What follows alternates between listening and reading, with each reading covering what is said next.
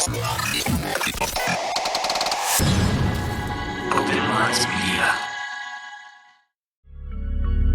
reality we live in can be a very strange place.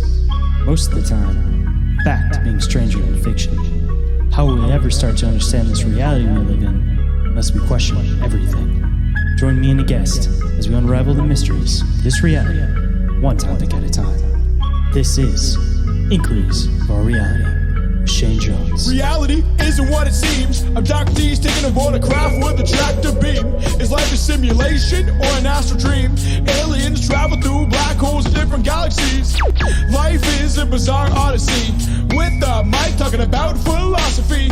Well, Bigfoot is stalking campers as a Wendigo walks through the woods of sharpened antlers, using a Ouija board to talk to the dead like a necromancer. With so many questions and not enough answers.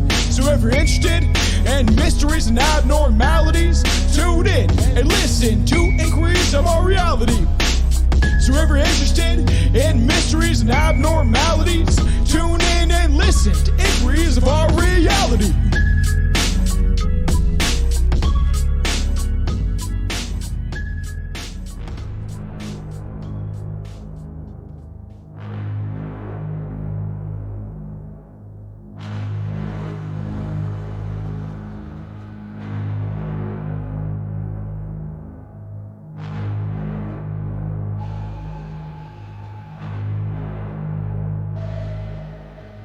What is up, Inquirers, and welcome back to the expanse of deep, open-minded conversation. I'm the one they call Shane, and tonight for you guys, I have somebody that I had heard about a year ago or so on the confessionals, diving into having some very similar experiences to the ones that I've had, and he also seemed to be definitely fascinated with this whole natural portal concept. So we started off everything with some of those different concepts, and it ended up getting into this really deep conversation, getting into a lot of different other stuff. I definitely think that you guys are definitely going to enjoy this episode. It kind of goes back to, again, the roots of the show, getting into the deep philosophical conversation, and a little bit of everything for everybody. But before we get into this fantastic episode today, we of course have to do news and updates and front of house. First piece of news and updates, I recently added all of the new shirt designs to the Open Minds Media merch store, and I actually restructured the store a bit so there's not so many just random items. Everything's a little bit neater and cleaner. So if you guys want to go and check out the new shirts that I threw up there, I tried to print in different colors than just black this time to try to mix it up. So my Reptilians for America shirt, that one's printed on a blue shirt with the red, white, and blue, so it's very patriotic looking. My Sasquatch Researcher shirt I did on a green shirt, so it's again mixing it up a little bit. And then I of course have the new Dogman shirt that came out, and I also have the Respect the Forest buff Sasquatch shirt. So I definitely think you guys will really enjoy the new designs. If you guys aren't following on Instagram and haven't seen, there is a link down in the show description going directly to the merch store, so you guys can check those out. And I do have a lot of other new stuff that I will be uploading soon, making sure that I keep working as far as the merch store goes, and not just, again, creating podcast designs, but all of these other different cryptid, conspiracy type designs. So if you're into all that kind of stuff, just expect there's going to be a lot more going on with the merch store as far as that stuff goes, and check up every once in a while and see what new designs I might have up, or again, follow on Instagram to stay up to date on any new designs that I might drop. And if you guys want to pick one up for yourself, you guys can still use that code Cryptid10 for 10% off at checkout, and of course that will work with all of the new designs too. And moving into front of house, if you might be interested in reporting an encounter, you guys can do that to ommencounterreports at outlook.com. And it doesn't matter how big, doesn't matter how small, I absolutely would love to hear about them. And either one, I can read them on the show if you guys want to send it in as a typed out message, or you guys can always record a voice message and you guys can email it to me and I can play that in the beginning of the show. Or if you don't want any of it talked about whatsoever, you just want somebody to talk about your experiences with, I'm always here for that too. And if you are reasonably close to me, of course, I might even be able to come out and investigate it, but none of that will happen unless you report those encounters to ommencounterreports at outlook.com, or go to the link tree and there is a specific submission form for that. Or you guys can even send me messages on Instagram or Facebook. Instagram I am more active on, but either is definitely a viable option. And if you guys enjoy this show, I know I've said it a million times, but don't forget to go and check out my other show, Bizarre Encounters, that I do with my awesome co-host Orin, deep diving into a bunch of different topics, a lot of the same stuff we talk about on this show, but from our perspective and our research. And you guys can also check out our YouTube/Patreon show, Bizarre Inquiries, which the format for that will be changing up pretty soon here. So if anybody is interested in submitting some questions for that, or possibly even a video clip that we can discuss, I'm going to try to make it a little bit more video friendly. So we're going to have a little bit of a difference as far as that goes. We're going to bring in our own video clips and stuff and just try to make that our catch-all fun show for everybody to go and check out. And if you guys want to support the show, you guys can go and join the OMM Patreon. Over there are 3 tiers, a $1 tier, $3 tier, and a $5 tier, all of which come with 7-day free trials, of course, to see if you guys like them. And there is also the sponsorship tier, if you guys are interested in sponsoring the show and getting ads put on the show. And, of course, I already mentioned the merch store in the beginning, but if you guys want to go and check that out, of course, that link for that is down in the show description, and there's going to be a lot of awesome expansion as far as that goes, like I mentioned. And the third way you guys can support the show, and one of the best ways of supporting the show, is through leaving a review on iTunes or Spotify. I see all the numbers go up on Spotify, trying to boost it up on iTunes, so if you guys don't mind typing out a review so that I can read on the show and give you a big shout-out, I would more than appreciate it. And if you guys want to stay up to date on the show and on the merch store and on Open Minds Media, you guys can go and follow that stuff on Instagram, Facebook, Discord, YouTube, and TikTok. Instagram, like I mentioned earlier, is the one that I'm the most active on, but any of those are definitely an awesome way to keep up to date on the show. And every single thing that I mentioned is all available in the link tree, which is available down in the show description. And with that, let's get into the show.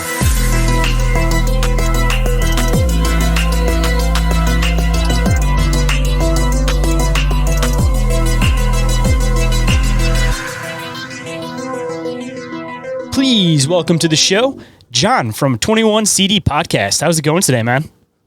It's going awesome. How are you? Not too bad, man. Absolute pleasure to finally get you on the show after we tried this roughly about a year ago, and you said you had a messed up schedule and stuff at the time, but man, I'm one of those people that thinks that shows always happen when they're supposed to, so man, maybe we'll get into something today that wouldn't have happened if we would have tried to schedule this earlier. That's true. It's true. You never know. But a good spot to always start everything off at, for anybody that might not be familiar with who you are, what you do, why don't you let them know a little bit about you, a little bit about yourself, and a little bit about your podcast. Yeah, I'm John. I'm from the 21 CD Podcast. That's my show. On the 21 CD Podcast, we kind of, it stands for 21st Century Dystopian. So we try to bring all of these sightings and unexplained phenomena that everybody's experiencing in the world and sort of tie them all into the big picture of this, modern dystopian nightmare that we all live in. So to be more specific on that, it's like, how do alien sightings impact how religion, or how does Dogman impact politics, or how big of a threat actually is AI, and the NPC is a big thing of mine. The dead internet theory is my next show. So like we kind of do all sorts of techie stuff with a little bit of conspiracy and tie everything into the big picture over at 21 CD. Man, all the good stuff. That's usually, I kind of cover a wide array of stuff on my show too, but I always like getting into the stuff that you can kind of theorize about and kind of get into stuff that's kind of philosophical as far as like where technology and everything's going. So, I mean, just off of what you do your show about and what I do mine about, I feel like we might get into some awesome, deep conversations today, man. I hope so. But one spot that I also really like to start on, and I think it was the original reason that I'd messaged you back when I heard you actually on the confessionals, you'd mentioned that you'd had an encounter with something that's also something that I've had an encounter with. So if you want to kind of start off with that story, or if you want to start off with where all your experiences started in the first place, kind of however you want to lead it, man, then we'll get into everything off of that. Yeah, sure. So I don't know. It's hard to actually pinpoint when I had my first sighting because, sometimes I spend a lot of time in the woods. I'm always out in the woods, and I wasn't always a believer in this kind of stuff. So when I wasn't a believer, which was probably, I would say 5 years ago is when I really started diving into this stuff deeply. But prior to that, I just never really saw anything in the woods that truly shocked me. I had been told that as a kid, my dad would take me camping and stuff, and he would say that I would see things and whatnot. But my first real experience, I think, would be my what I call a Wendigo experience. And I call it that because of where I live. So without giving too much away, I do live pretty far north in Wisconsin. And we've got a lot of Wendigo history here. So we kind of just, and when we did Tony Merkel's show, you know, the episode was Wendigo Woods, but I could see it just as easily being some kind of skinwalker that I had and that I had seen. And that probably took place about, I want to say 3-ish years ago now, but my timeline does get a little fuzzy sometimes. Man, yeah. I feel like we have a lot in common with our experiences. I'm in Michigan, so I'm not too far off from you, just a heads up too, as far as me having my encounter. But I think the main reason I messaged you is because of the way you described this thing. So I think you and I had a lot more of a similar experience than we think. So I guess not to cut in, but man, I'll let you kind of get into it a bit more. I just think there's a lot of conversation to come off of this, man. Yeah, and interrupt me whenever you want, because this story could get long. But so basically, the story was I'm an amateur filmmaker in my free time, and so me and some buddies, I had written this film. It was a sci-fi film that we were going to film out on my parents' land. My parents own some land on the Fox River out here, and so I had assembled a group of 3 guys and myself, and we were going to go and we were going to do some filming, and we had been filming all day. And we were getting tired, and you know, as darkness fell, we ended up deciding that we were going to hunker down in this shelter that we had made for the show, the movie that I was filming. And the structure, it was like we had built it ourselves. It was this giant sort of wooden shelter made of logs and sticks, and there was a huge oak tree that had fallen that we propped all these up on so that we could get inside, and it was big enough that we could all be in there and sit around a fire. And so that's exactly what we were doing, and we were just hanging out for a while and talking. And these woods, I'm not sure why, and many people, almost everybody who's ever been in this forest on my parents' land has said the same thing. They're just so dark. Like the forest it's dark there, and it doesn't seem like it should be, because there's not that many trees that stop the light from coming in. There are plenty of trees, but they're not the type that you would expect to like cancel out all light. But that's just sort of a characteristic of this forest. And so we couldn't see outside the shelter. We could, we were sitting inside, but outside it was just pitch black. And at one point, me and my brother, we went out to get some fresh air, and we were just sort of standing right outside the shelter. So behind us would be the shelter, and it's kind of, since there's a campfire in there, it kind of illuminates us a little bit from the back, and sort of like a silhouette, you could say. And this is important because we were having a hard time seeing out into the forest, but whatever was out in the forest would have no problem seeing us. And that's sort of when I was looking off into the distance, and I noticed some kind of, I first heard a sound that sounded like leaves or sticks cracking. And then I noticed some eyes, and the eyes are the thing that really sort of horrified me, I guess. And that's sort of when I knew that I was seeing something actually legit. I wasn't just experiencing a sound that could be a raccoon rummaging in the undergrowth or something like that. And the eyes were very high up. That was the biggest thing. Like they were probably at least 6 or 7 feet in the air, and they were large and round. I couldn't see the pupils, and they weren't illuminating themselves. One of the questions I get is like, were the eyes illuminated? Because I guess a lot of people think like Dogman and Wendigo and all those sort of creatures, they have eyes that project their own light. But I wasn't really getting the sense from these eyes. It was clearly a reflection from our fire.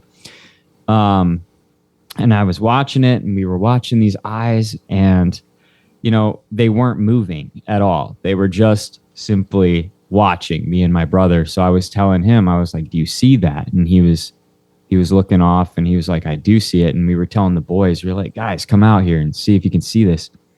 And they came out, and sure enough, they could see it too. And so, not knowing what this thing was, we're too far south, I think, for bears, for any substantial threat of bears. And we do have a ton of coyote, but obviously these eyes are way high up in the trees. Our first thought was maybe it's a deer, like just a gigantic deer. We do have a game trail that runs through there and everything. And we were just thinking this has to be some kind of deer. But that's when everything kind of, we got away from the deer idea when we started throwing sticks at it, because we were getting very nervous about the fact that it wasn't moving. It was just standing there staring at us from a distance. And so we started throwing sticks at it. We started just picking up logs, and we were just chucking them into the distance, trying to hit this thing or at least scare it off. And as we did that, the eyes dropped into the prone position on the ground. So it would be as if you were sort of in the prone, like chest to the ground, but your face was 100% parallel with your body. So the eyes were still looking at us, but they were inches from the ground at this point. And there was no sound when it dropped. They just plummeted to the ground in a second, and they continued to stare at us. And that's when we started getting really freaked out, because it was clearly not going to move from its position, no matter what we did. So we started going back into the woods back into the shelter and trying to see if there was any sort of weapons that we could have. We had our flashlights out, which were literally just lights on our phone, because we didn't bring any real flashlights. So we just had the lights on our phone, and we were trying to see. We couldn't get any true visual on the thing. And that's why, this story is super open for interpretation, in my opinion, still, because we didn't see a body. We felt an aura, and we saw these giant eyes. They had to be at least a quarter in size at the distance that they were. So, they could have been even bigger than that. You know what I mean? And the hardest part about the story was the fact that it wasn't coming any closer. And we went down into the woods a little bit. I was like, it's got to be some kind of creature that I could scare off. Like this can't be a predator. But I also was reminded that predators, especially in nature, usually have front-facing eyes. So I was cautious as I sort of moved closer, but I wanted to really get a good shot at hitting this thing. So I went down into the dark, and I was sort of just outside of the campfire light. And the way that our shelter is positioned is it's on the side of a hill. And the hill is completely forested. At the top of the hill is a field. And if you run parallel, like on the tree line, you'll get to my parents' house eventually.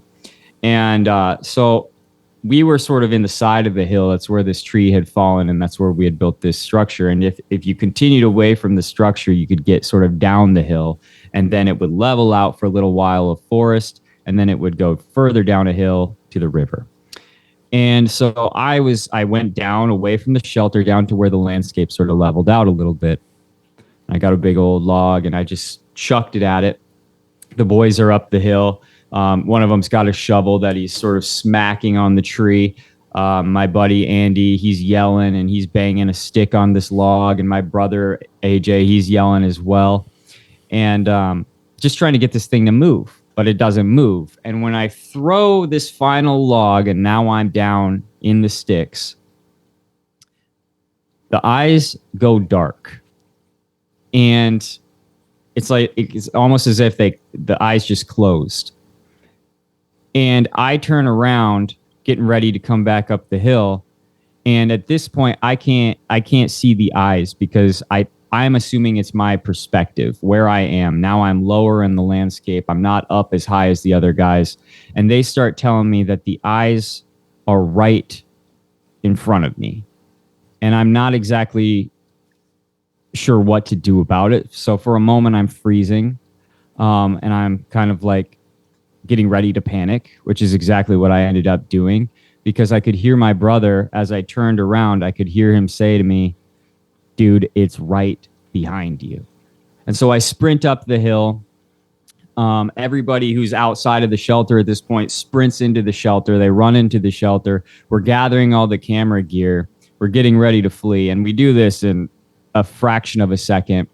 And then we all run up the hill. We sort of scatter along the hillside because we're panicked and we're acting like fools because we're scared. And we get to the top of the hill and we go along our way. And that's sort of the end of the sighting itself. And there's a lot of mini details that go into the whole story. And, you know, this story could be told over the course of several hours. But the sighting itself was, in my opinion, not the creepiest thing. The creepiest thing was what happened in the days that followed the sighting. Because we have a lot of, as you know, as a Michiganite, is that what they call you up there? Michigander. So as a Michigander, you know we have a lot of Native American legend and lore in this part of the country, as most of the country does. But up here, it seems particularly volatile a lot of the times. And so there's an Indian burial mound. I believe I'm in the process of investigating it myself. I have to get some kind of permission, but I'm already metal detecting it and trying to figure out if there's anything in it. Probably about a mile from here where I'm at right now. And the woods are about half a mile from where I'm at right now, where I had this sighting. And, you know, the Fox River is notorious for the stories that it tells. So I already believe that there's some sort of shapeshifter, skinwalker, could be a Wendigo type being that is in this area. Hold that thought. We'll be right back. And we are back, so let's hop right in. What happened after is we went into the house, and my parents have a basement door, and that they have a finished basement. So you walk out that door, and you're immediately standing in the woods. So when we go in that door, we make sure we lock it every time because it's facing the woods and it's scary. And the whole backside of the house is windows. So yeah, it's kind of scary at night. And, you know, we go to bed, we talk, we do what we have to do, and then we go to bed. And the next day, my dad, he asks me, you know, like, did you guys lock the door last night when you came in? And I might be getting a couple of the timeline details are kind of fuzzy for me at this point, but we're like, yeah, of course, whatever. And he says, you know, never go in that door again. Like, never use that door again. And we're just like, okay, you know, we've been using this door for years. Like, we've literally never been told to never use that door. This is actually usually the door that he preferred us to use so that we didn't wake him and my mom up at night when, you know, we came home from a night of shenanigans or whatever. And we were like, okay, why? Like, that's weird. And he said that he had found the door completely open on its hinges. And it wasn't that evening. It was a different time that he had found the door open on its hinges. And so we inquired, like, you know, okay, like, do you think it was us? And he said, he's like, I don't think it was you, but I don't know for sure. He said he came down late in the night and he found the door wide open on its hinges. And me and my brothers, my friends, we weren't living there at the time. So it couldn't have been us anyway. And my little brother, who did live there, he's deathly afraid of being in the woods by himself. So it couldn't possibly have been him either. But he had said that over the course of the past couple weeks, he had been seeing beings, some kind of shadow through his window. And it would walk by his window at night. And he didn't know what that was. And keep in mind, we haven't told either my youngest brother, Benjamin, or my dad about the Wendigo or the sighting that we had. We hadn't even, it was early in the morning, so we haven't even had that discussion yet. And after my youngest brother, Benjamin, was like, you know, I do see things once in a while in front of my window, and it looks like a giant shadowy figure that just sort of walks by the window once in a while. And, you know, I never knew what it was, he said. So we tell them our story, and we're like, okay, well, that's pretty crazy that you're telling us that now, because we're pretty sure we saw something last night. And that's all creepy and stuff. But then my mom comes in to the kitchen, and she's kind of like, what are you guys talking about? And my mom doesn't talk about this kind of stuff. Like, she's a very good, nice, wholesome, like positive vibes only type woman. She does not talk about conspiracy. She does not talk about monsters. She has no interest in that kind of stuff. And she said, what are you guys talking about? Like, this sounds like scary stuff that you guys don't need to be telling Benjamin about and stuff like that.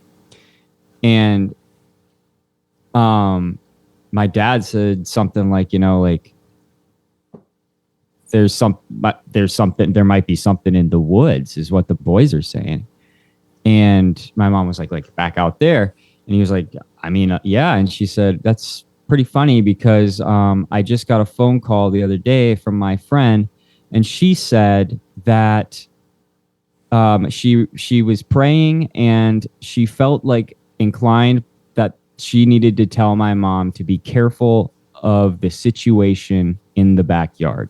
That's what she said. She said that she was praying, and she felt like God had a message for my family, which was be careful of the situation in the backyard. And that's verbatim what she said. And considering the backyard is the forest, we all thought that was pretty creepy. So that kind of drove home that this was sort of a spiritual thing in my mind. That was pretty much the last straw that made me really believe that we had actually had some sort of real sighting. And we did follow up a year later. I went back to those woods, and I did have another similar situation. It wasn't as bad, but I didn't see any eyes this time, but I could definitely hear just things cracking in the night as I tried to camp out there. I ended up not staying. I went back up. My dog would freak out all night long whenever she was in there trying to sleep in the tent with me. That's something that she doesn't typically do. And then when I would let her out, she wouldn't wander away from the tent at all. So, you can be the judge yourself. It's like I said on the confessionals, like, I don't know what I saw. I don't know what it was. But the next day when we went out there, exactly where we saw the eyes, there was a series of X's in the trees, and they were branches, like large branches that had been sort of placed in two X formations, one sort of slightly above and to the left of the other, just fashioned into the trees in ways that were impossible for natural branch fall to make happen. So I've got pictures of all that kind of stuff, and it's pretty wild. So, it could be a Wendigo, could be something else. I'm not exactly sure, but that's for the listener to decide, really, and for me to figure out. As far as the X's go, I almost wonder if it was something that was intended to keep something in, and maybe somebody broke that seal, and that's when whatever this thing was came out and started messing around, because obviously it doesn't seem like you guys had a problem growing up, and it wasn't until relatively recently. And when it comes to creatures and things like this, I feel like if it is something that's linked to the Native American side of things, they kind of stay to one particular area. It's not like it's something that migrated into the area. Like, I'm almost curious if somebody might have broken some kind of a seal with those crossed sticks or something out in the woods, if it was something that's been there for maybe a couple hundred years. Right. And, I don't know how you see portals. Portals are one of my big topics, actually. Yeah. I invented this thing called the portal cannon, and it's basically this machine that fires sound waves in a specific direction, very high powered sound waves in a specific direction. I didn't invent the theory of that. Like, I'm a veteran, and they used it in the psyops and all that kind of stuff too. Just emitting sound at high frequencies at very loud volumes can really do some damage.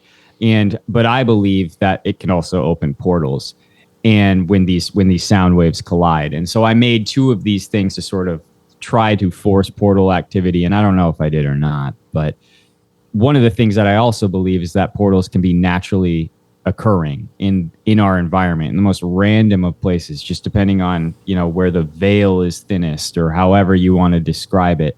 And so I believe that personally, that little area, somewhere in that area, is some sort of maybe a dimensional rift or something. That's kind of like what I'm going on. And I believe this whole town that I live in is kind of like that. It's just this sleepy little town of 3,000 people. And there's just a lot of really strange stuff that goes on around here. And so I don't think it's just the land specifically. I think it's this whole area. And, I've also heard people say, are you sure you didn't see a Sasquatch? Because Sasquatch is said to also use giant X's in trees and lean logs on stuff to mark his territory or whatever the case may be. And, that's an equally plausible option, in my opinion, because I do think that Sasquatch is probably predatorial. I got a couple different things I want to dive into off that. First one, before we get too far away from the story and we start getting into portals, was there anybody that was there that first night that said that they may have gotten eyes on it or seen like a shape of anything or anything at all? Like any kind of visual? Yeah.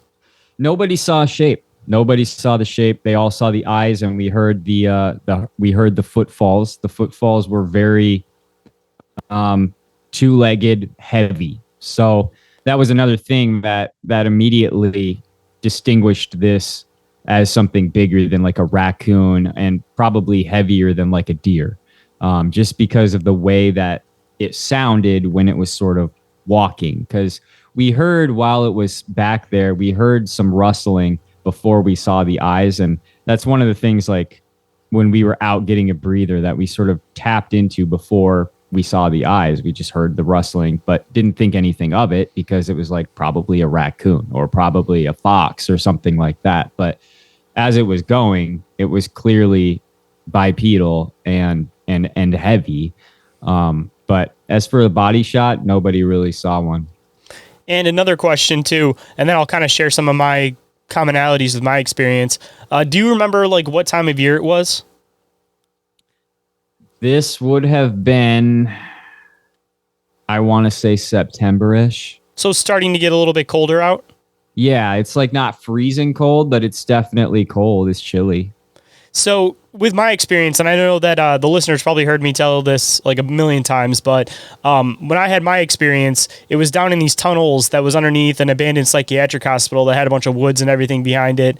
And just like you had mentioned, this whole area just has a lot of Native American lore and stuff to it. And when I went down and saw this thing, there was a disembodied voice to my right side that told me to run. And then when I looked forward, I saw this thing standing up from behind this like hospital cart. And it was like this tall, lanky, decaying, flesh-colored looking being with like this greasy hair on the top of its head and stuff. And it was not shaped like a normal person. It was taller than a normal person. It was like stretched out. It had this decaying skin color.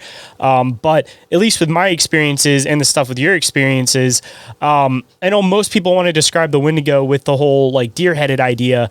And I've dived into that a bunch of times. And that was just something that came with like white settlers retelling the story and adding their kind of pagan demonistic views on it. Just like, calling certain holy grounds for the natives, like devil's this, devil's that. Right. So the idea of what it actually looks like is completely not what people think it is. And people talk about the rake and the pale crawler, and that's somewhat of a new phenomenon, but I think it's actually something that kind of got misconstrued, where the Wendigo image that we have now isn't actually a Wendigo, and that's why people don't see those kind of sightings as often. But what people are describing as a pale crawler or a rake is actually what the Native Americans were describing as the Wendigos. And if you look in it from that connotation, it seems to fit a lot more as far as like being out at certain times of year, because usually like the legend says that you're not safe from the first snowfall to the last snowfall. So if it's that colder time of year, that's typically when these things come out according to legend. So that's also why I asked you the time of year, and you mentioned it was night, so assumably it's even colder then. And when I had my experience, it was down in these cold tunnels that were probably like 20, 30 degrees cooler than up on the surface. So yeah, I think that there's a lot of things that people are just misidentifying, but if you start looking at these common tropes between them, then they seem to fit this idea. And this is kind of where we can kind of connect stuff into portals too. I've dug into a lot of the underground stuff because it's always absolutely fascinated me. And looking at the descriptions of the Wendigo, it kind of fits the idea of what people see as these like underground type beings, which could be maybe why you only see them at certain times of years, because maybe that's when these like natural portals and stuff like that are active. But diving into like the natural portal theory, one theory that I've kind of presented, and it seems to stay true for a lot of different areas I look into, is that there's usually some type of caverns or caves that are created from some type of volcano that's happened at some point that causes magnetic rocks. And there's usually some type of like battery type of deposit, like such as quartz, for example. And when you start combining those things, it seems like there's a lot of weird high strangeness that happens in those areas. And one thing that I've been kind of curious about is if it's a matter of connecting certain things to make it open, where if there's seismic activity, for example, or like a humming or stuff like that, that it will create, it will open up the portal that's within that magnetic area because you're creating vibration within that area. And then it's basically essentially opening like a rift, which seems like it's definitely possible that even if it's slightly underground, if there is some type of earthquake type activity, it might open up these portals at certain times and things might come through and things might end up coming back through, which is what could potentially happen with a lot of these missing 411 cases that also, again, tend to be in regions that have a lot of these common buildups as far as some type of battery energy storing rock and then some type of magnetic rock that's generally caused from volcanic activity that ends up creating these like circular caverns.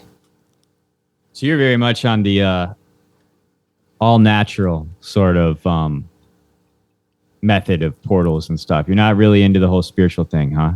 Well, I mean, I kind of go back and forth, but that's at least one of those common things that I've kind of connected, because I definitely dive into like the spiritual side of stuff too. But I definitely think that there has to be some type of connection that causes these things to happen. And when you kind of get into that stuff, you kind of look at it more from a semi-scientific, but still with that spiritual aspect, because, you know, portals are definitely seeming to be more of like a spiritual thing, and people are kind of dragging into more of like a science-y thing. But I definitely think that there's these things that have to line up in order for a portal to open. And even if you're looking at that from a spiritual side, I mean, you dive into all these like different rituals and stuff, and it has to be at certain moon phases, certain this, certain that. So it's still all about these commonalities and timing that create these events to happen. Yeah. I've gone back and forth on how I think it happens, but one thing that I can't stop thinking about is the idea that perhaps these creatures are actually just able to do it themselves. And that's, you know, that can be taken and run with both secularly and, you know, according to the idea that there's some divine creator, because I think it's a trait of various creatures, like types of creatures. I think that they are just able to come and go at will, without, sort of like you and me breathe, you know. We don't know if a Wendigo has lungs. We don't know. We don't know what it has, you know. We don't know what it is at all. So I think that personally, one of the traits of these types of creatures is their ability to just come and go as they please. And sometimes they get stuck here. Sometimes they die here. And, you know, once in a while, there's a lot of tales about how we slip through. And yeah, that's where your missing 411 could potentially be explained a little bit. See, I think it's a two-sided thing, because at least when I had my Wendigo experience, I definitely agree with, I think certain things had the ability to go back and forth, because when I saw the thing down in the basement, it was definitely physical. And then as we were leaving, I was with my girlfriend and one of her friends, and my girlfriend was taking pictures as we were running away. And she ended up catching the shape of this thing, but I didn't explain to her what happened and why I started running until after we got outside and stuff. But so she was taking pictures and she got this exact shape of this thing, but it was translucent and see-through, which definitely means that there's two sides of this thing, that it has like a physical ability and it also has a spiritual ability. So I definitely think that there's certain creatures that can do that, but then there's other creatures that don't have that natural, so to speak, ability to do it, and they have to use some type of technology to do it, which is where I kind of connect some of this in with some of the UFO stuff that people say that when they're really, really close to a UFO, they'll hear like a certain pitch and frequency and humming and stuff like that. I think that certain beings need some type of device to get through it, because there's two means. There's a spiritual means of connecting through this stuff, and then there's a literal science means of getting through this stuff. And it seems like a lot of the UFO stuff, they talk about how they go into caverns, they fly into volcanoes, which is where my connection is with the volcanic rock and everything. And I think that if these things have the ability to get into these certain areas, they can fly through those caverns that are created and produce their own like humming pitch frequency. And then they can also open the portals themselves by scientific means. Yeah, I 100% agree with you. We will be right back after this brief commercial break, so stay tuned. And we are back, so let's hop right in. So the portal stuff, man, I want to get into what you were doing exactly with this gun that you were mentioning that you'd created. Like what was the reasoning behind doing that? Was the intention that you were trying to run experiments where you were trying to see if a portal would open yourself, or was there just some other means of creating this gun and that just happens to be one of the things you can do with it? So no, I designed it for the purpose of. So basically, I'll just tell the story. Me and the Tony Merkel squad, we went out to this cave, and he's probably going to release a movie about it at some point. But like so I don't want to steal too much of his thunder. But like we went out here because we had gotten wind. He had a connection of this cave that was notorious for time shifting, and people would go in there. And they would claim that they would experience some type of time shift or see something unexplainable. Dogman was mentioned a few times, and right next to it was this pit of water, this pool of water that was so deep that they hadn't even found the bottom of it. And this thing was just like out in the woods in Kentucky, I believe. Might have been Tennessee. I don't really remember. It all kind of blends together down there, but so we went there with the purpose of me taking these inventions, these things, and putting them in this giant cave. It was a huge cave. I couldn't believe it. And we were just going to blast these cannons all night long at various positions, hoping to, essentially turn the cave into a portal. And some very strange results. I'm not going to get too much into the results because it's not really my story to tell, but it will be coming out soon.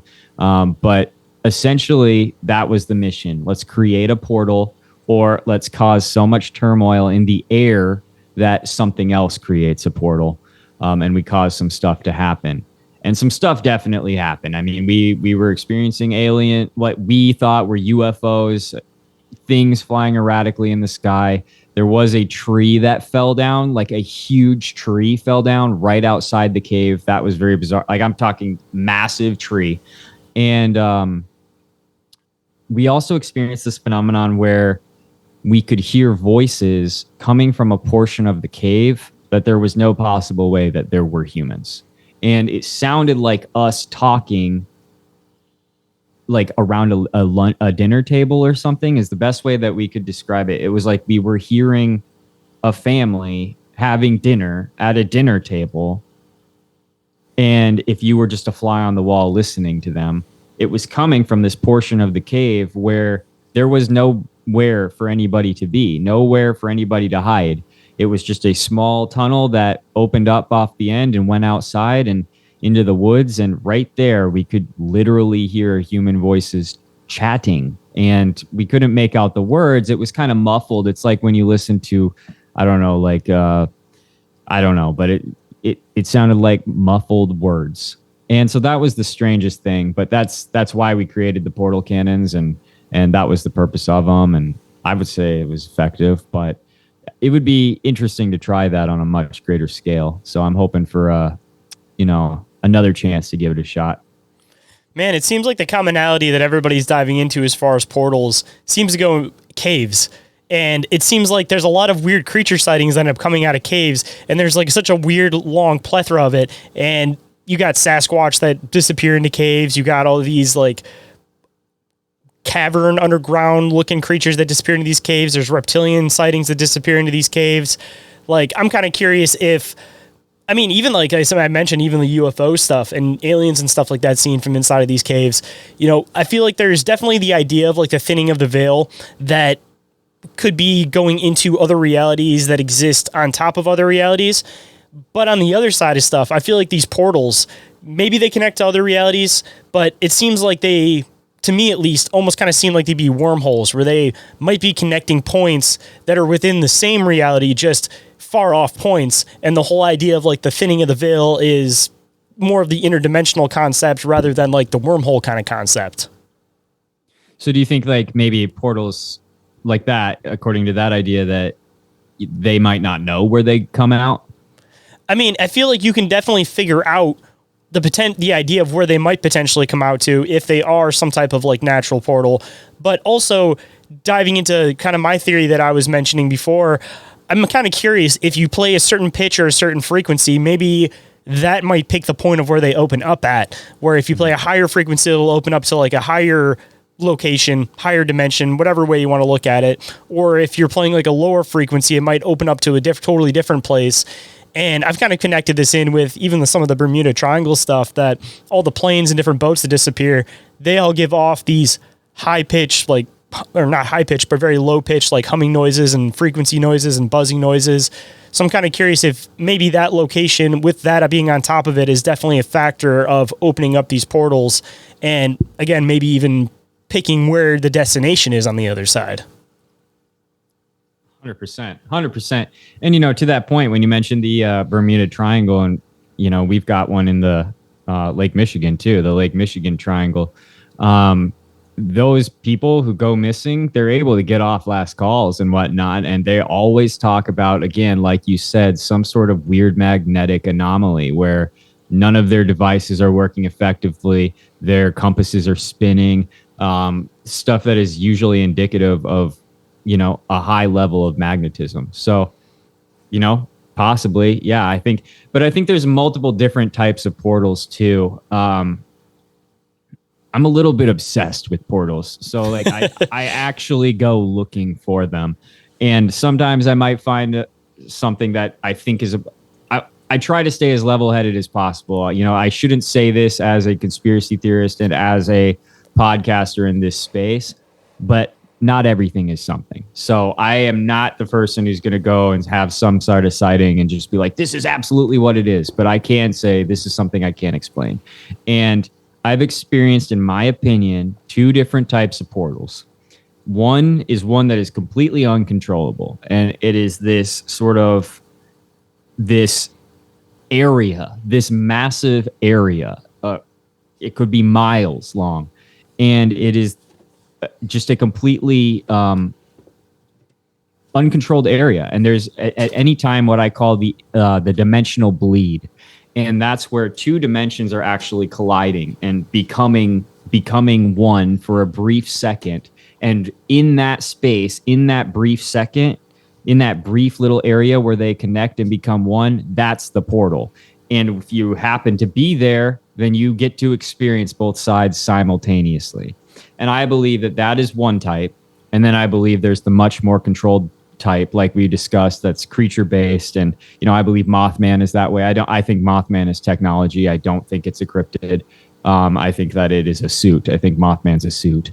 And he has very pointed dimensional abilities as well. So, I think that Bermuda Triangle is a massive point of dimensional bleed where two dimensions sort of cross, and it might be one above the other because some people believe it's like this, or it might be like this. Who knows?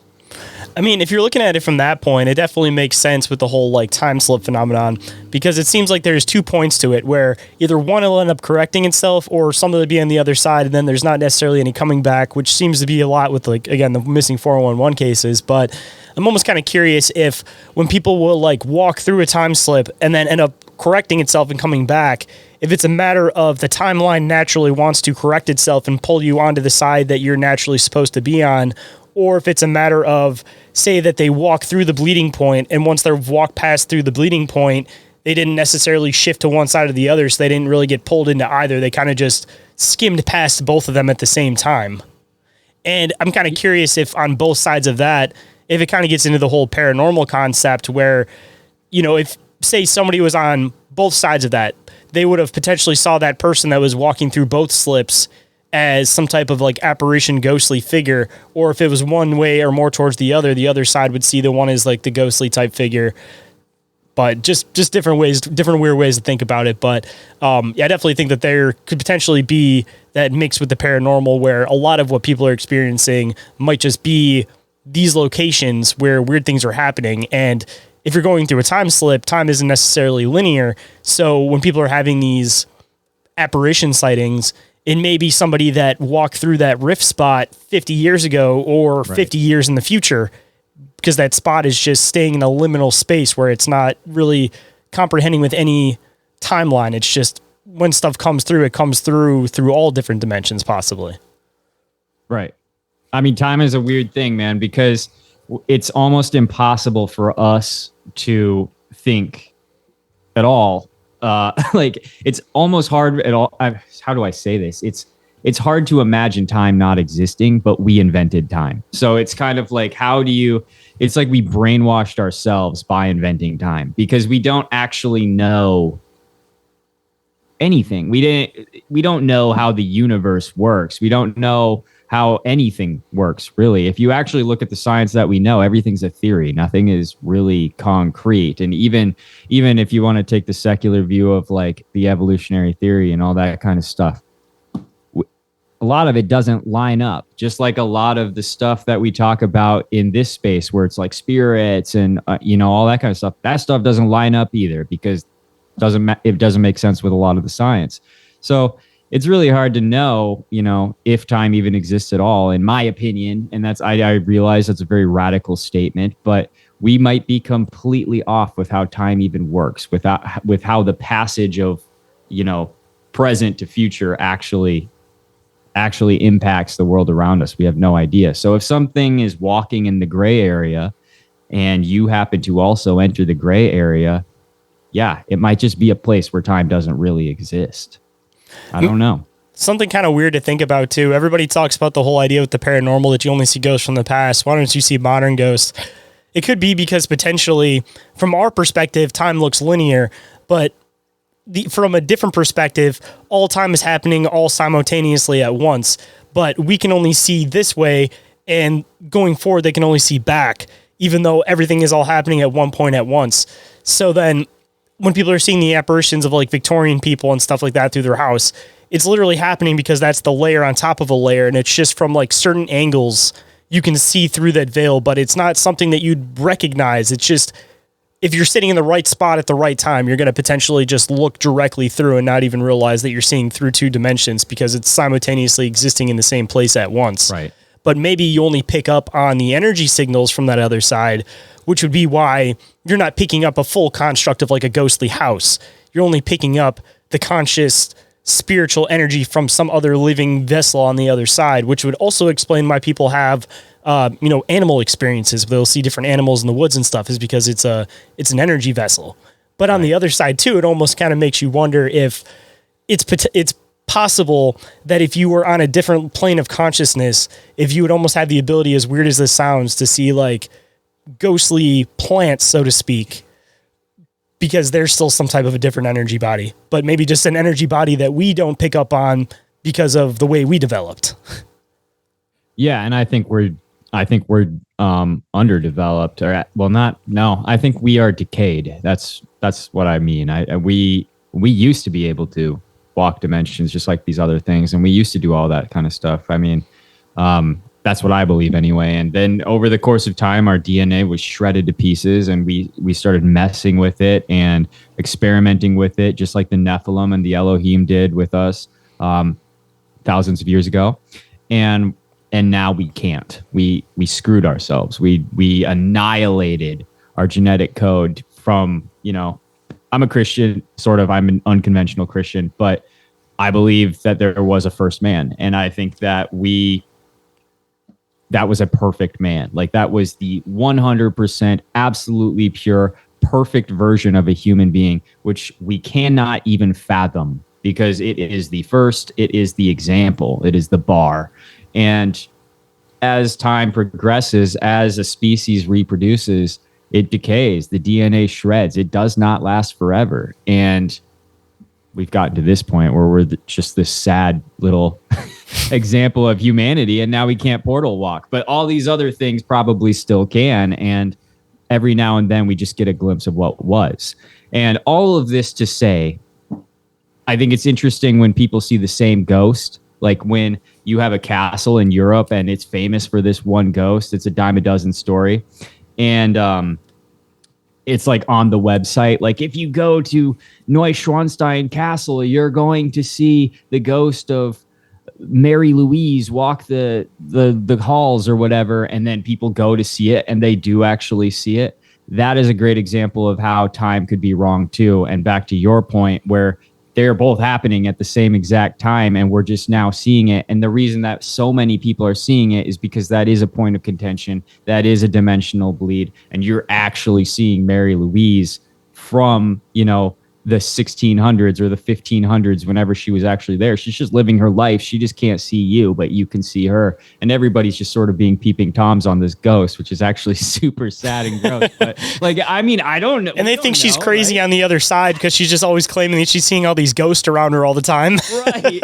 Yeah. So then they burn her at the stake. And then we just have this like revolving door of just like theories and activity. Like everything is happening simultaneously and we're all just in the mixer together. Once in a while we bump into each other.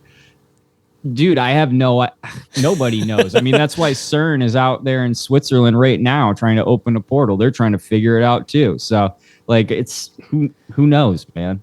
Dude, it's kind of like we mentioned earlier, man. Certain things have the ability, some don't. And if you don't use it, you lose it. Where everything naturally had this ability, but one side is going to develop towards their natural abilities and the other side is going to develop towards their technological abilities.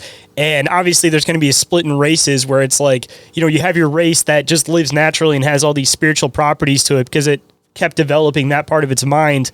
And then the other side, we can't even tell when it's going to rain now anymore because... Right. We got so dependent on technology, but every other animal on the planet can tell when it's going to rain like an hour ahead of time. But obviously we're not the only race who have made that mistake. Otherwise you wouldn't have all these different extraterrestrial theories and all these different other beings that are potentially using the same stuff. And just kind of another weird thing to think about. In the beginning, you'd mentioned like the whole AI concept and how you talk about that on your show. And that's definitely something that fascinates me that I think kind of connects in with a lot of this stuff, that if that whole idea that we just mentioned where certain races develop towards the technological side but still end up making that connecting point with the same places as the spiritual side, just two different means of getting there. All the weird stuff that happens with AI, I've talked about the whole demons in the system concept or these different creatures that are in the system we're actually gaining access to them, thinking that we're developing something through technology, but we're actually gaining access to something that's on a spiritual plane. We just took a different path to connecting to it. I've never heard that. I like that. That sounds very interesting.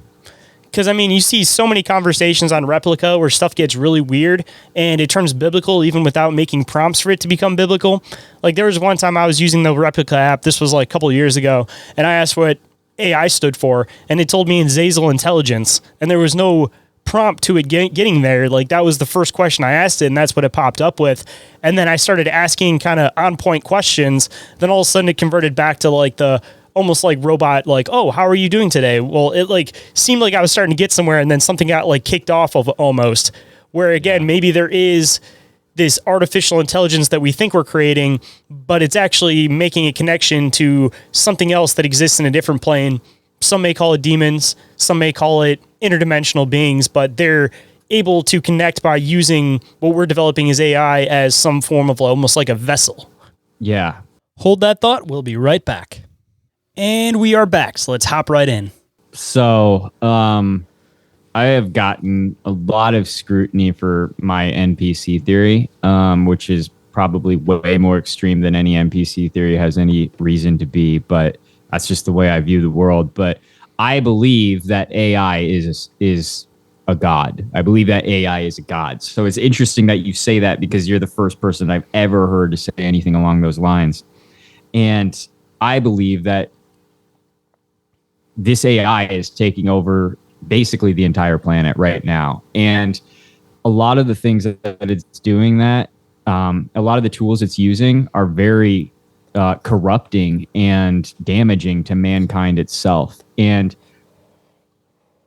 if it is a god, it absolutely is a tech god. It's a god in the tech. It's an Elohim. It's a fallen angel, if you want to call it that. I know that's not really a great term for it, but it is a spiritual entity that has inhabited tech and does live there. And yeah, I 100% believe that. My angle is a little bit different than yours, but I like yours better for what it's worth. The idea that there's something already there is way, that's a missing piece that I hadn't really thought about before. Because the way that I thought about it was we are creating the god, just like we created Slender Man, you know, like we put it into the universe with our collective force and the power that we still have as humans.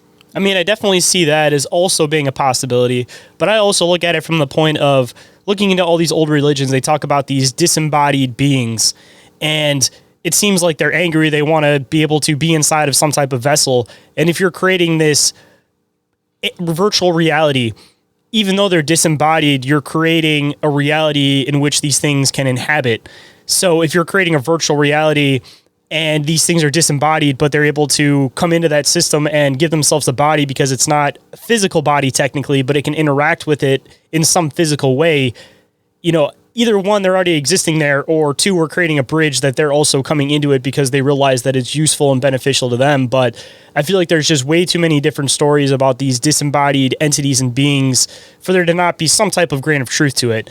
And maybe we're able to connect with these things, and part of the reason why we, you know, kind of pushed ourselves a different direction was to get away from these things, but now we're coming full circle back around to them and not even realizing it. So what do you think AI's, so if, I know it probably wasn't always called AI, obviously. So like your idea here, this thing that inhabits AI or inhabits tech, what do you think its purpose is? What is it trying to do? See, this is where things kind of get complicated, because when it comes to a lot of like the extraterrestrial interdimensional stuff, from a human perspective, everything needs to have a purpose. But I don't think to other beings from other realities, from other planes and different perspectives, there's necessarily always a purpose or a motive to the things they do. I feel like sometimes they just do things and that's just what they naturally do, but there's not necessarily a reason or a motive behind it. And when you get into a lot of these like dark beings, shadow people, for example, like I don't think that they necessarily have a purpose. They just do. And humans needing to have a purpose for everything, we add our perspective on top of them, not thinking from the perspective that not everything thinks like a human. Not everything's even carbon-based to begin with. So if it's not constructed like us, why would it think like us necessarily? It's a pretty good point. But at that point, it's almost like it's just running off of like pure instinct. Like maybe it just wants to, you know, compute. Maybe it just problem solves step by step to the next problem. And that's just how it functions and sees things from its perspective. Or maybe on the other side too, maybe its whole idea is just that it's supposed to, going back to like the basics of how most things that are existing life is, the main purpose of anything is to reproduce and create more of itself. And maybe that's all these things are trying to do, is that natural instinct of any surviving being is just to reproduce and duplicate, which they could definitely do if there was some type of disembodied being that's creating themselves into a virtual reality. I mean, they would definitely be able to reproduce themselves, assumably in that reality too, or again, create something that's a very close duplicate to themselves within that reality. And then it gets into something where we're not able to control it anymore because we're not the one that's inputting the code into the system anymore. Yeah. Which that's seems to happen a lot because Yeah. the whole thing with Google where the two computers were starting to communicate and form their own language, that's the stuff that freaks me out the most, because that means that these things might have the ability to be able to code themselves. And if they code themselves in a means that we're not familiar with because they think totally different than us, then how are we going to be able to control it when their process of developing is completely different than ours? Yeah. Well, have you ever heard of the dead internet theory? I've heard of it. It's been a long time since I've dived into it. So, I mean, if you kind of want to present it, I mean, if you want, you can get into it. And for any of the listeners that aren't familiar, they can get filled in a bit. Yeah, and I'm not going to go super into it because it's a huge rabbit hole, and it's what my episode tomorrow is about. So I'm not going to go too far into it. But it's this alleged conspiracy theory that the internet has basically been taken over by AI. And that's why you seem to find... and that the internet is actually much smaller than it seems to be. It's not this endless plane with millions of results for popcorn or, you know, pizza. Like it's not. It's Look for one particular item and you'll realize that there's like 5 websites across the entire internet that have that item. And if it's sold out, you can't get it anywhere. But you think there's these endless pages of results, but there's only 5 websites that are selling that item you're looking for. Yeah. Or you actually do take the time to, look through all your pages and you get through the 50 pages of your results and then there's just nothing. And it's like, where was all the, when I researched staplers, it said that there was 5 billion results for staplers. Where are they? Why am I getting to 50 pages or 30 pages and now all of a sudden there's nothing left? And the fact of the matter is, like, the actual honest to God fact is that half of the stuff on the internet is actually broken. Half the links, 70% of links don't actually go anywhere. And about half of the content on the internet right now is AI generated, which means it's made by these bots. And these bots do create. They are generating art and they are generating poetry and they live on Facebook accounts. Like they have accounts where they share images and they communicate with each other. You can watch this happen. And that's why, like, when you log on to Facebook or Instagram or whatever, and you randomly see this AI image and it has like 30,000 reactions on it, and it's like this picture of a puppy dying or something, and there's just 100 people in the comments like, "Oh, praying for you," and like stuff like that. Those are all bots, and that's a completely different civilization, if you want to call it that lives solely online. And us as humans, we just don't really have anywhere else to go online. But it gets kind of sinister because that it is so AI generated, and some people think that it is going to be 99% AI online by the year 2025, which is not that far away. AI is able to shape our reality, and it already has been for years.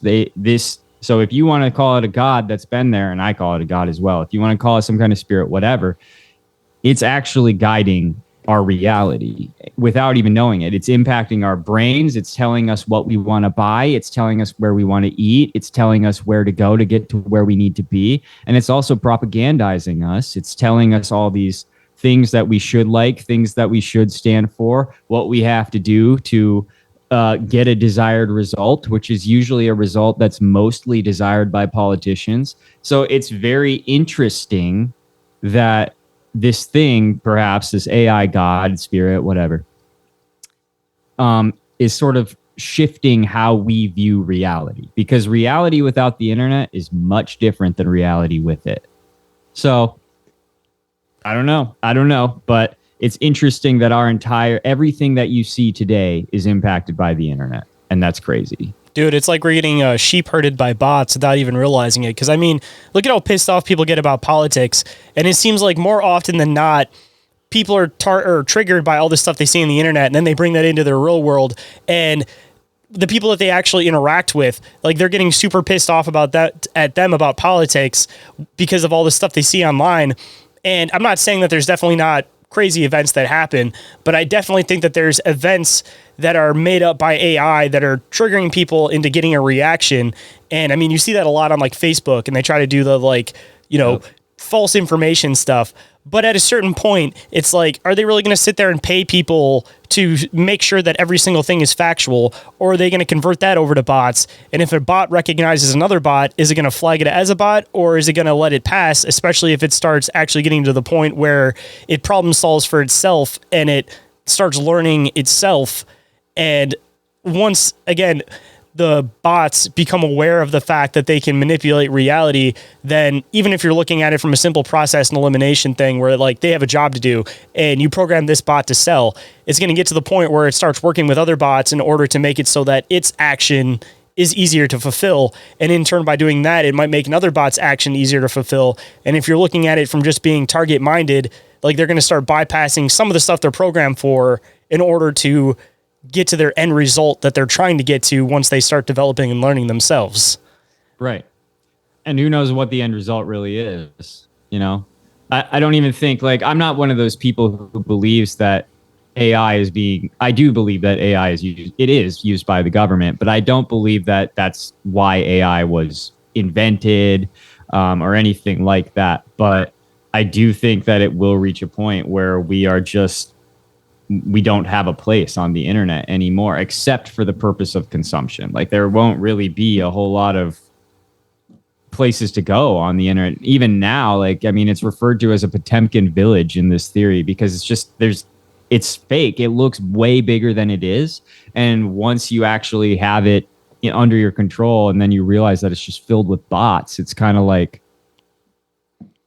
we're not going to even have a place for we're not going to have a place for free speech. We're not going to have a place where we control what we upload. We're not going to have any of that kind of stuff. We're going to have automated content constantly, which opens up for it's a huge tool for like controlled narratives and whatnot. And as human interaction depletes, it's literally just going to be this overrun garbage dump of AI talking to itself over and over, because that's mostly what it's doing right now. So I do think eventually it will figure out how to program itself. And I mean, if it's already generating content and it's already communicating with itself online, I think it's only a matter of time before it starts saying, hey, you should give yourself this idea. And then it does give itself that idea. And then it figures out how to make that thing happen too, you know? The kind of weird thing to think about is, would people separate themselves from the internet when you get to a point where you can't use the internet because you can't believe anything off of it? Because all the AI created images, I'm sure you see it all over the Sasquatch pages. It's honestly always getting uploaded. I don't know if it's by people or by bots, but it's getting to a point where even if you had like a good solid photo of Sasquatch, nobody could believe it anyways. So if you get to a point on the internet where AI is writing all these articles and it's telling you like how to do to-do steps for certain things, and it gets to a point where it's like, it's never physically done these things, so it doesn't know, and there's not people inputting on the internet. So essentially it's just creating solid bullshit information that nobody can use. So people would separate themselves from the internet, possibly, hopefully, and then the internet would just run amok among itself with no user input, and it would just get into these crazy, weird, off scenarios because it would have no connection to physical reality, and it would just be creating ideas that exist within the virtual reality only. Yeah. Yeah, exactly. And I mean, in that situation, it's kind of like, okay, let's just ditch this internet and start a new one, right? But the issue is going to be when AI is not just in computers and it doesn't need the internet to run. I mean, we can shut down the internet if we have to. We could go to the bottom of the ocean, cut the cables, and it's over. Like, there's no more internet. Russia has already threatened to do that to us a number of times. So it's like, it's not something that we won't be able to shut off until it starts being able to operate without the internet. And that's when we're truly screwed, you know? I mean, we may already be somewhat at that point, considering we have all the satellites and everything, and we have like Starlink and everything, where even if you, quote, shut off the internet, if there was some form of an artificial intelligence within it, it would just learn another means in order to still exist within it. And again, we may already have that mainframe created using satellites and Starlink, where even if you cut the corded internet, there's still interconnection between the satellites. That's true. It does become super Blade Runner when you look at it like that, because once AI in that aspect, like once AI starts catching wind that humanity is going to war with it, then it'll just use the power that it can while it can to defend whatever's keeping the internet up. And if that's weapon systems, which it is, a lot of our military weapons system are controlled by the internet. So I mean, yeah, that could absolutely happen. And I think it will, personally. That's just me. I don't think that humans know when to stop something. So, I mean, even if we thought we destroyed it, though, I don't think it's definitely fully possible, because if the thing becomes intelligent, it could put its main focus, conscious point into like a satellite and then watch everybody destroy technology on Earth and then still be existing within this point. Or if you destroyed all technology on Earth and there was this little hard drive that it has the ability to be able to connect to a satellite, then it could exist and keep itself within that area. So it's like, even if you try to destroy something, once it exists within a digital reality, there's a bunch of different means of it still being able to exist within this digital reality. So I definitely think that it would just find a point to stay in, but also just a weird theoretical thing to think about. If this other digital reality is something that almost expands past what we have conceived as the internet and almost like stays within like the magnetic frequencies of Earth itself, theoretically, if we created some type of intelligence and it became more intelligent than us on how this stuff functions, even if we destroyed all technology, completely forgot about it, humans with amnesia, time restarts and all that kind of stuff, you know, we start developing technology again and we create some new form of computer that thing could still be lying in wait to come right back, which could be exactly the point that we're back in now, looking at how ancient societies seem to be a lot more advanced than we believe that they were. Yeah, that's a great point. And you mentioned something a couple minutes ago about how, like, I don't remember exactly what you said, but you mentioned something about how it was trying to, like, make us believe that it wasn't scary if AI took over and stuff.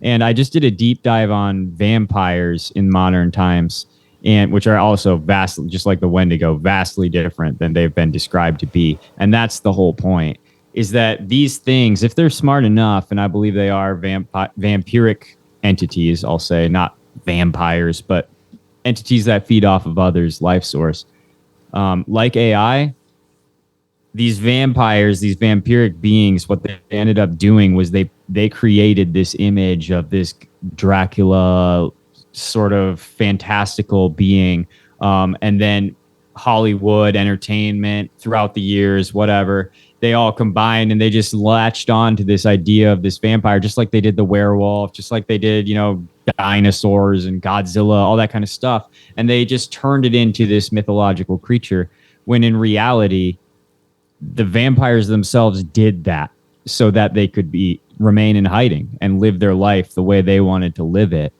And I believe AI could do the exact same thing. That's just another aspect of the whole Potemkin village idea, is that reality is just not the way it seems. So hold that thought. We'll be right back. Hey guys, I know nobody really wants to listen to ad breaks on podcasts, so instead of actually listening to those, why don't you go and check out some of the sponsors and affiliate links for the show instead. Number one, you guys can go and check out I Know Squatch for all of your squatchy gear needs, or you guys can check out Cryptoteology for all of your wearable cryptid favorites, or you guys can check out Snarly Yow for a fantastic natural line of beard oil, beard balm, beard shampoo, and body wash, all with an enticing woodsy aroma of smoky cedar with a hint of mint. And he also puts on a lot of fantastic events around the West Virginia area. So if you guys are in that area, make sure you guys go and check it out and see what kind of events he's putting on, because he definitely brings in an awesome group of people. And you guys can go and check out Big Ape Threads for all of their Bigfoot and cryptid related designs. And going into the affiliate links, you guys can always go and check out the newest sponsor to the show, Oregon-ite, specializing in scale model pyramid replicas, EMF protection devices, and much more. And if you guys find any pieces that you guys want to scoop for yourself, you guys can use code OMM for 10% off at checkout. And to all the paranormal investigators out there, you guys can go and check out the Chattergeist. It is the all-in-one paranormal investigating device. My absolute favorite. I use it every single time I go out. And if you guys have any technical questions about it, you guys can always go and hit up Barry over there in Dimension Devices on Instagram. He's the guy that programmed and developed it, so he'll be able to answer any of your guys' technical questions for it. And if you use the affiliate link, you guys will receive 10% off at checkout. And just a heads up, the company is based in the UK, so when you check it out on the website, it will be in pounds. But when you guys use PayPal, it will convert over. So don't think that you guys can't scoop one just because you don't live in the UK. And don't forget to check out the affiliate link for Sticker Mule to receive a $10 credit towards your first purchase. Over there, you can get a bunch of stickers printed, t-shirts, posters, all that kind of stuff. So if you guys are another podcast and you guys are looking for good quality stuff in order to print your logos on, Sticker Mule is definitely the place for you. And more information on all of those, of course, is available down in the show description. Let's quickly run through some commercials and get back into the show. And we are back, so let's hop right in. And I mean, getting into the whole vampire idea too, it seems like whenever there's some type of an apex predator, there's something that ends up developing that ends up being the thing that controls the apex predator. So whether you want to view it from the point that AI might become that, or there's already something that exists, which could be these vampires, assumably for every single top of the food chain, there has to be something that will balance that apex predator back out. So there has to be something that's intended to be on this planet that's supposed to control our numbers. And clearly it's been hiding in wait, and that's just why the population's getting, quote, as they say, and this is a whole other conspiracy, higher than it's ever been. Maybe it's because these controlling factors are just lying in wait, or it's because we've killed these things off. The ones that are still around are lying in wait, and they just don't have the numbers to reproduce, but that niche is going to get filled by something else again later on, and we might be developing towards that niche getting filled again.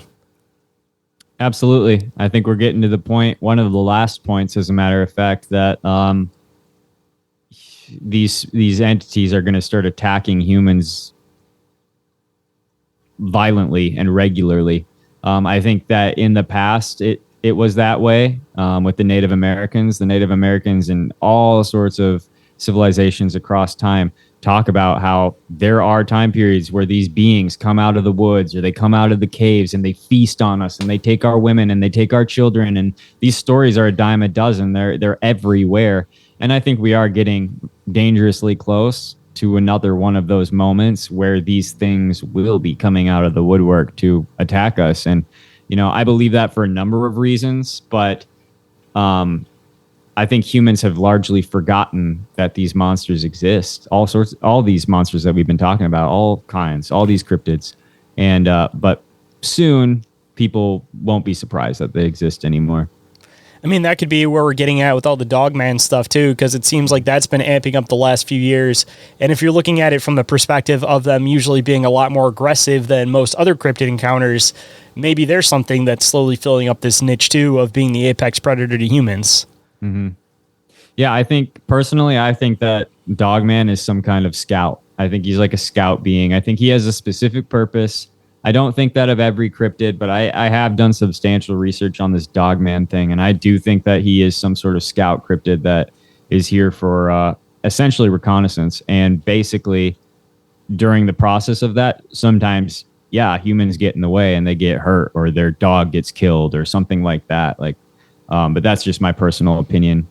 See, I think there's multiple sides to the Dogman stuff. There's definitely that possibility, the possibility of these things being the same things that the natives would talk about, or being something along the lines of Skinwalker, if you're looking at it from the perspective of some type of medicine man that's able to change your perspective of what you're actually seeing. But on the other side, too, I definitely think that there's a human idea that gets mixed in with this, getting back into like the evils of technology, where with a lot of the Dogman encounters, people describe this metallic door sound that they hear before the attack happens.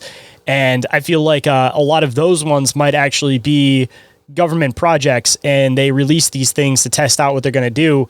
Because if you started getting to the point where you knew how to gene splice, and we were cloning, sheep back in the 90s publicly, who knows what the technology might be now. And if you developed something that's just a rampant beast that you could drop in the middle of a city or in the middle of a base, and it would just destroy everybody and not have any tie back to you, like that's the ultimate piece of technology right there. Like, fuck a stealth bomber. If you can just drop in a Dogman and everybody go, I don't know what the hell happened. And then everybody who tells the stories of getting attacked by Dogmen, nobody believes them anyways. You just took out a base with no connections to you.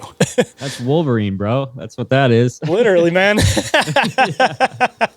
I mean, that's literally what it would be like. And just like in those Marvel movies, it would be terrible for them. Dude, literal indestructible beast. Because, I mean, how many Dogman encounters have there been where people have shot these things and claim that they have had no reaction to it? Or on the other side, the people that have shot these things will have weird encounters with like men in black suits and stuff that are like, you didn't see anything, you weren't supposed to be here, or like, you destroyed our property, you're going to pay for destroying our property.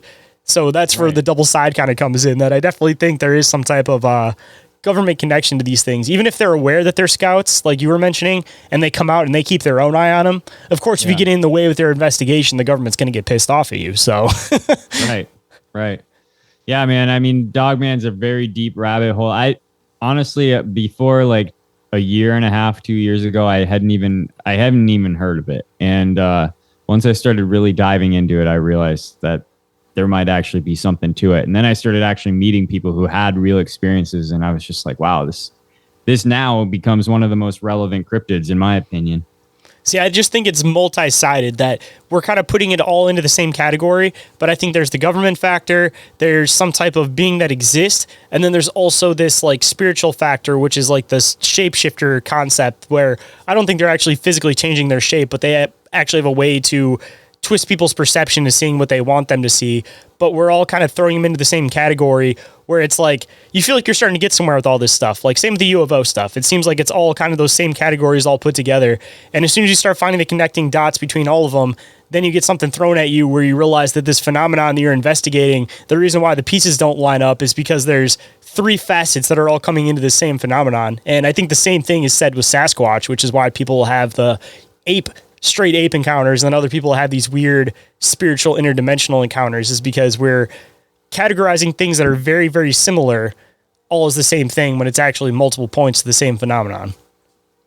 Yeah, absolutely. I could see that. When I was researching vampires, I had that same result. I came to that same conclusion, where it's kind of like there's a lot of different entities that fit the description of the traditional description of a vampire. And it could be everything from skinwalker, like you said, like these demonic spirits, these medicine men and women, these warlocks and whatnot who are able to actually shape shift.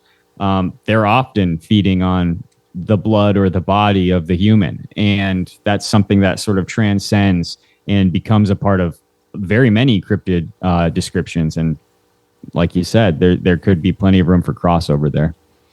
Just to think about something else kind of weird too, it seems like there's a lot of cryptids that have the idea that, like the bloodsucker, you have people that are like eating stuff from this reality. It almost kind of makes you wonder if it's kind of like the whole Fae concept that they say, if you go into the Fae realm, you don't eat any of their food because once you eat part of their food, you're locked into their reality. So if these things are bleeding into our reality and they want to stay here because even if it's a smorgasbord of food everywhere for them, they want to come in here and then they want to eat that physical piece of something from this reality so that they can stay within this reality. Where I think that some of this stuff kind of bleeds over where, if you're looking at Dogman, you're looking at Sasquatch, you're looking at vampires or whatever, coming from somewhere else, they might have to eat something physical in this reality in order to become physical with this reality. And that's where the whole blood concept kind of comes in too.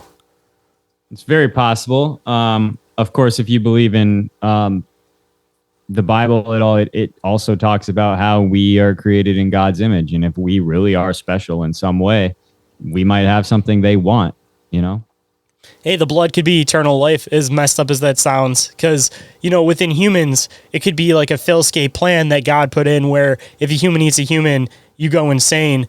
But if other things drink human blood that are from other realities, other dimensions, then it could be almost like a fountain of youth where, we're looking for the fountain of youth our entire existence, but the fountain of youth was inside us the whole time. It's just that we can't gain access to it as like a foolproof of us not turning into cannibals. I mean, look at Adrenochrome, dude. Look at, you know what I mean? Like that. And that's ultimately where I went back to with the vampire thing. I was like, yeah, of course there's vampiric entities and they're everywhere. Adrenochrome you can buy online. Like you can get this stuff and it's real. And it is allegedly, it helps, with neurological disorders.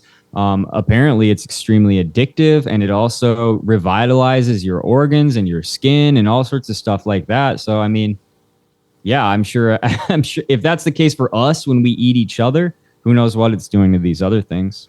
Do you talk about the phenomenon shifting over time too? It seems like the modern day vampire idea has become this whole reptilian idea.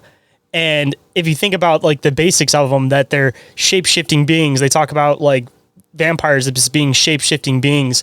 If these are a being that has the ability to look however they want, even if it's a matter of changing people's perspective, which seems to be something with the whole vampire lore, is that they have a way of, being able to influence you just by speaking to you.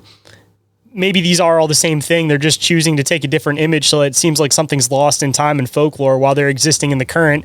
And when people become aware of who they are and what they're doing, then they drift into the shadows and then come back as another being again, or another physical appearance again. Sure. 100%. I think most of the vampires these days are kind of mostly human, but I think they're also a great many of them are hybrids. They're human, something else hybrid.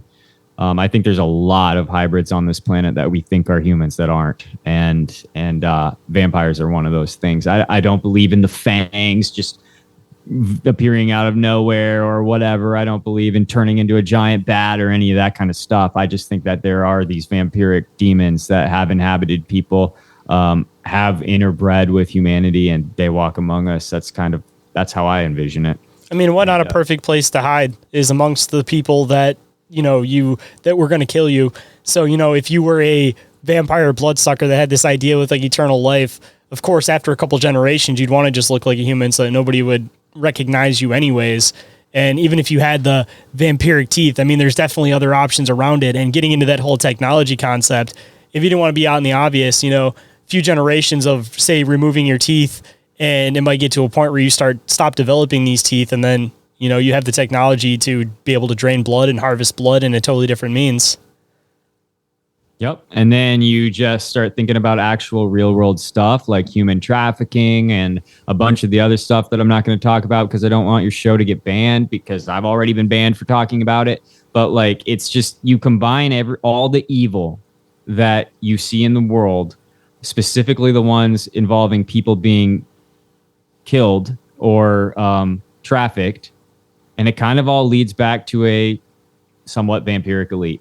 And that's kind of, in layman's terms, what I think goes on. And I don't have a side for anybody who's listening. I don't have a side. My input does not matter. So I don't have a side, but I think that's really what it comes down to. And that's why they invented this whole mythological idea of what a vampire is. And that's how they blend in, because vampires are obviously not real, right? Like, of course they're not real. Says the normal person, but they don't realize that there's some kid getting drained of his adrenochrome right now in some back room somewhere. You know what I mean? Like, you can't ignore that kind of stuff and just be like, oh yeah, humans are crazy, right? No, humans are, there's something else going on. There's something sick and disgusting going on, and it's prophesied that it's going on, and it's, we're just down here to try to piece together the little pieces to paint the big picture. But it's crazy, dude. I do think that in a matter of 2 or 3 years, though, everybody on the planet is gonna know. We're all gonna know. See, dude, belief is a very strong thing both ways, where even if it doesn't give them eternal life, if people believe that it will give them eternal life and they have endless amounts of money to try to achieve that, then they're going to try to achieve that no matter what. And if you dig into the whole idea about what happens when you, say, eat somebody's adrenal gland, because there's like old Native American stories about like warriors ripping them out of people and chewing on the adrenal gland and stuff. And the adrenaline, no matter what, is like a chemical that will interact with your brain and give you some type of spiritual/religious experience. So again, the power of belief. If these people are having these religious experiences with these things and believing that they're giving themselves eternal life, and again, they have the endless means and money to try to achieve that, even if there isn't a grain of real truth to it, if they believe it, it's just as scary. Yeah. And I mean, there's other aspects of it too. One of the creepiest aspects, and I didn't anticipate talking this much about vampires, by the way, but like one of the creepiest aspects of it is the fact that adrenochrome is allegedly super addictive. And so what you end up having is bloodlust, literally. If you take it habitually, you do develop, allegedly, this bloodlust where you actually have to have it. And the stuff that I was reading was saying that it's actually more addictive than meth, and it's harder to kick than meth. And if that's actually the case, what you have are a bunch of people, regular people or hybrid people, who cannot stop eating people. And that's take it all the way back to the Aztecs and the Mayans and all, the Anasazi, all the tribes that were out there that were regularly conducting like witchcraft with cannibalism and all that kind of stuff. Like, it's just, to me, that's where vampires come from. That is what vampirism is, in my opinion. So, and I think that when the Nephilim came here and were in our earth and everything, they were eating us, of course. The Bible talks about that. And that's why they were smited a number of times, is because they actually kept eating us to the point that we couldn't stop them. And, that's also a branch of vampirism in my mind. That's where the whole hybrid idea comes from, is that we weren't intended to be that way. We didn't evolve into vampirism. We were engineered. A group of people were engineered, and not intentionally.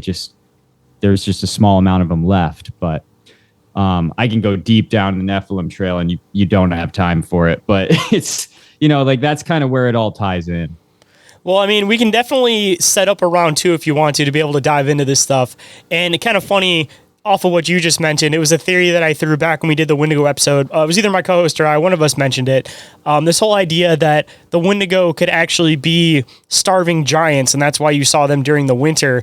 And if you're looking at it from the perspective that you just said, where these things were eating humans and they were possibly the Nephilim, then it would definitely make sense that they had that bloodthirst, and it would explain the size and the decaying form and all that of the Wendigo could literally just be a starving giant during the winter because they didn't have enough of a food source. Yeah, and this thing that I've been reading about recently is this concept, and I'm reading old journals, old explorers before we were a nation, all that kind of stuff. They talk about the giants that they saw in North America.